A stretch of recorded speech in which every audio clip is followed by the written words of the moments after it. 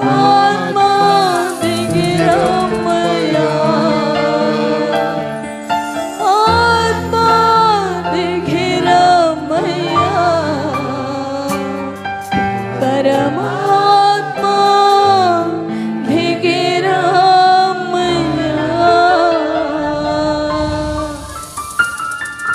ఎంత కృపగల దేవుడు తండ్రి, ఎంత దయగల దేవుడు తండ్రి, ఎంత జాలిగల దేవుడు దేవా, ఎంత ప్రేమమయుడు తండ్రి.